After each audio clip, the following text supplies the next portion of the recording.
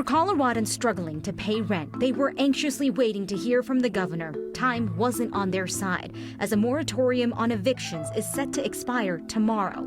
Surprise, surprise, and by that we mean no surprise, that an audit at DIA confirmed what Marshall figured out months ago. And it's all about standing out from the snow. The most Colorado thing we saw today required some bold choices. It's Friday, so let's end the week on a good note. We have your good news. That's next. Within the last 15 minutes, the Food and Drug Administration announced it is authorizing emergency use for a second COVID-19 vaccine. The FDA gave approval today for the vaccine developed by Moderna and the National Institute of Health, another weapon in the arsenal for the fight against COVID-19. Moderna has about 5.9 million doses of its vaccine ready for shipment set to begin over the weekend. Colorado's initial ask is for 95,600 of them. For something as important as paying rent, and for Coloradans who are struggling during the pandemic, there are a lot of what-ifs and unknowns attached to the state's plan for a moratorium on evictions. It's set to expire tomorrow, and today the governor was asked if there's going to be any kind of extension ahead of the holidays. So right now, there will be a short-term extension of the eviction moratorium pending the language that will be in a federal deal that we expect as soon as this weekend that will likely contain new language in statute around evictions. We will then update our eviction modifications next week after we see the language that gets signed into law. But ours, the current one, which is the one that is based on the CDC action, will be continued short term for the next week. A deal has yet to be reached by Congress. The $900 billion pandemic rescue package, it's expected to include a second round of stimulus money, funds for small business loans, food assistance, money to help vaccine distribution. Lawmakers originally had until midnight tonight to get a deal done, but within the last hour, Congress passed a 2-day funding extension bill to allow them to continue negotiating into the weekend. There are now 1,370 people hospitalized with COVID-19 in Colorado. That is down 33 from yesterday, and we've been watching that number steadily declining since the end of November. 188 patients have been discharged or transferred in the last 24 hours. Our positivity rate continues to go down as well. Our current rate is 7.2%. That's bringing our 7-day average down to 8.4%. At this point last week, we were averaging just below 11%.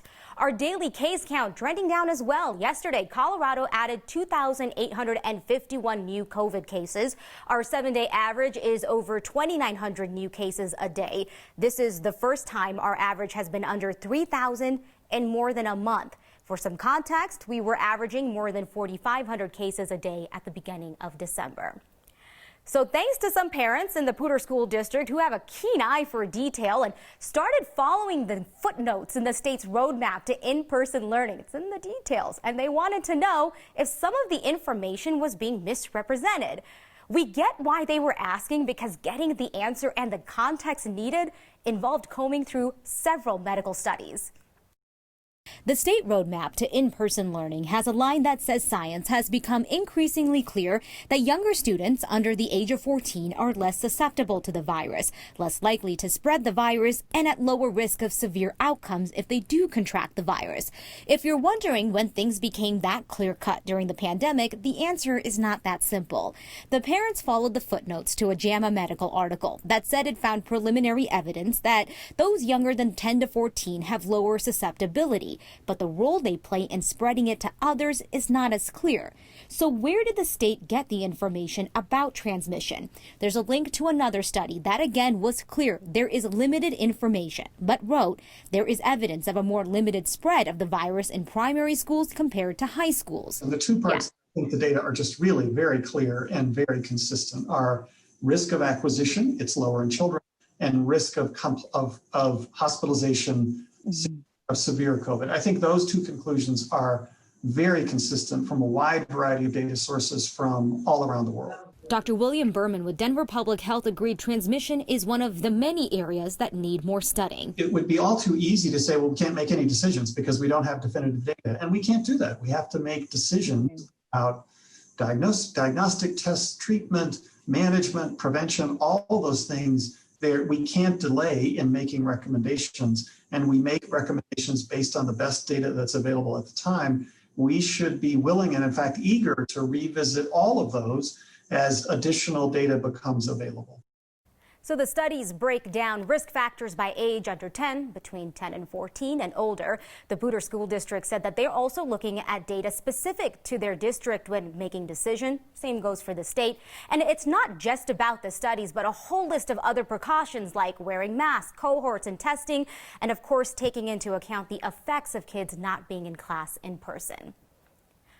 Believe it or not, Colorado's economic outlook appears rosier each time we get an update. The lawmakers responsible for crafting the state's budget got an update today, and it included $500 million more than expected for next year's budget. That is partly based on your spending.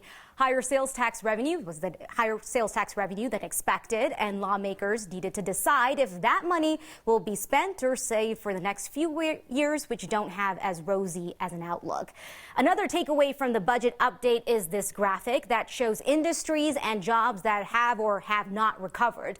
Blue is indicating the jobs that have come back. The orange part of the bar shows the jobs that have been lost. Retail workers have regained jobs. Healthcare worker jobs have not fully been regained. Tens of thousands of food services jobs are still lost, and the same for government jobs. Low-wage workers are the slowest to recover since the pandemic started. A recent audit of DIA's maintenance confirms what we showed you back in February, which then confirmed what you showed us in photos and videos, that the airport sometimes struggles to keep things moving, specifically escalators. The audit also confirms something our Marshall Zellinger discovered earlier this year, that DIA should have been keeping more money than it has been. Denver International Airport plans to do better about this, and this, and this, and similar repair images you sent us for our story about DIA escalators and walkways back in February. We found a lot of gaps in the maintenance, a lot of backlogs and work orders. That's the gist of the Denver auditor's 70-page audit on assets at DIA. Assets like the trains, which are only allowed to be down so many minutes every month. Assets like escalators, walkways, and elevators, which our February investigation explained have to work 99% of the time. Otherwise, the companies responsible for repairing them get fined. Except our investigation earlier this year found DIA wasn't always fining the company. We have what we're allowed to do within a contract, but we also consider ourselves to be partners. So we're not looking to be punitive with our partner. The audit found a handful of times a fine should have been issued but wasn't, $1,200 over 5 months. When DIA rechecked, it was actually $12,000, money the airport has since recouped. The audit states penalties help ensure the contractor's accountability and responsibility for compliance. Furthermore, penalties not charged equate to lost funds for the airport, which is especially important given the airport has incurred losses due to the COVID-19 pandemic. How do you manage the contract? And if you have penalties in the contract and you can enforce those penalties and you don't enforce those penalties, I think you're sending a mixed message. Over the course of this year, we have collected nearly $55,000 in penalties. We appreciate the auditor's work, but to be clear, we had made those changes prior to that work. So we recognized some time ago the need to more appropriately enforce penalties. DIA's chief operating officer told me the airport reworked the escalator maintenance contract. A new one started in September. It's costing DIA more, but under the old contract, the escalators and walkways hit 97% uptime, short of the 99% requirement. He says since September, the airport is at 98.5%, almost where it's supposed to be. And remember, all these companies are also dealing with COVID, whether that's the ability to get spare parts, or whether that's on the human side, their employees that are doing what we're all doing, which is trying to stay safe during a pandemic. I do need to point out some positives. The trains that operate at DIA, if you saw that chart, they're at 99.97%, I'm told, from DIA, which means in a 31-day month, they are only down 13 minutes in the entire month. If you think that's not true, let me know. I'll take DIA's word for it now. But if you see something funny at the airport, like a down escalator, a mayor, a train that's not working, let me know. Marshall at 9news.com. Yeah, no, the long list of things to keep an eye on. Thanks so much, Marshall. Have a great weekend. We know restaurant and hospitality workers are really hurting right now. These are people who are relying on tips to make a living and are having trouble paying their bills. And you guys have stepped up in such a huge way. In the last 48 hours, you have raised more than $72,000 for the Angel Relief Fund. This is through our Word of Thanks micro-giving campaign. The foundation arm of the Colorado Restaurant Industry Association is providing grants of up to $1,000 to waiters, cooks, dishwashers, anyone in that line of work that is just facing a mountain of challenges right now. This is money that can help pay mortgages, utility bills, car repairs. You still have time to help out. You can just text THANKS to 303-871-1491 and we'll send you the link to donate. Got any word when you'll be getting your vaccine? I will not be taking the vaccine. The reason behind why a prominent Colorado Republican is saying no to the COVID-19 vaccine. Are Colorado hospitals still doing elective surgeries amidst the most recent surge of the pandemic? Two pairs, two different kinds of golf, both the most Colorado thing we saw today. Next.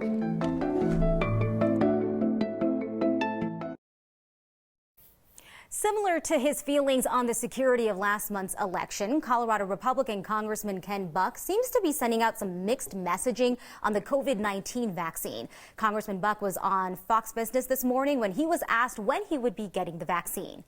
I'm an American. I have the freedom to decide if I'm going to take a vaccine or not. And in this case, I am not going to take the vaccine because I'm more concerned about the safety of the vaccine than I am the side effects of the disease. I'm a healthy person, and I think most Americans are healthy. I think what we should do is we should focus on the at-risk populations in America, make sure those are the people that get this vaccine first, make sure that the healthcare workers who want the vaccine get the vaccine as soon as possible.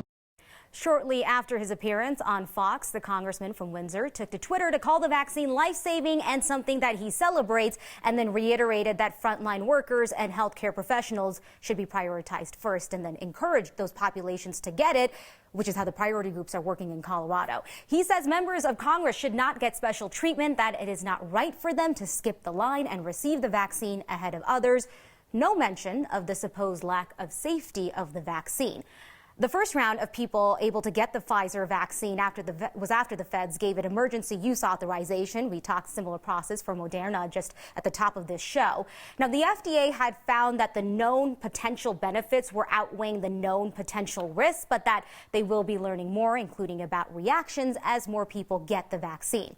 Going back to Congressman Buck on election security, he signed on to the Texas lawsuit trying to overturn the results of the election in key swing states because of allegations of fraud, while also praising the security of Colorado's elections. Tonight's next question comes from Dean. He wants to know if hospitals put a stop to elective surgeries as some of them neared capacity towards the end of November. When the pandemic first started back in March, elective surgeries were halted statewide for several weeks. The answer to that is yes, some are. The Colorado Hospital Association told us that Banner Health reported that it was postponing some elective surgeries. UC Health was postponing those that they would have required inpatient admission. Things really, they changed so fast in this situation. Hospitals are assessing how to deal with capacity issues on a daily, sometimes even an hourly basis. Postponing elective surgeries is just one of those many options they have to try and free up room in their hospitals. Things are very fluid, and the Colorado Hospital Association told us that as hospitalizations start to decline a bit in the state, they may start rescheduling those procedures that were postponed.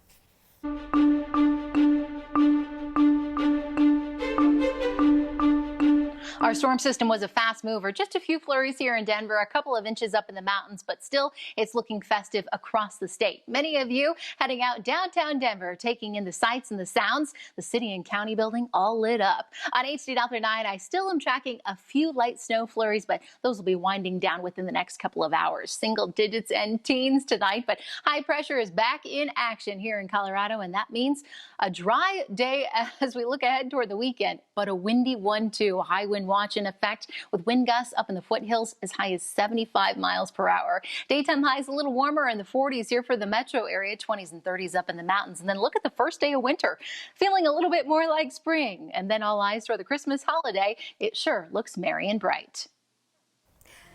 The most Colorado thing we saw today is 18 holes and 30-degree weather. Doug sent us this photo of two people enjoying a round of golf in the cold and snow. This was at the Salida Golf Course yesterday. The shorts, that's a bold choice. However, it was a really good idea to have orange golf balls just so, they don't get lost in the snow.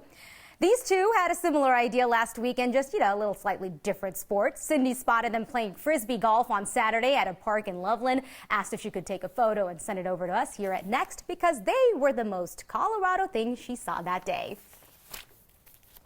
Our next story involves a fight. But here in Houston, we wear shorts in December, so to come and have to layer up and put mittens and to be able to throw snowballs at each other, it's awesome. The snow was flying in Golden today, and when people weren't throwing, ducking, dodging, they were sharing their good news with us. So start making as many snowballs as you can and meet back here next. It is Friday, and of course, on Fridays, we love to share your good news. This week, we headed to Golden, where some people were shopping, others were having a snowball fight. All of them took out some time out of their day to share their good news with us. Oh, it's beautiful. It's really pretty. It's very peaceful. Oh, I'm cold.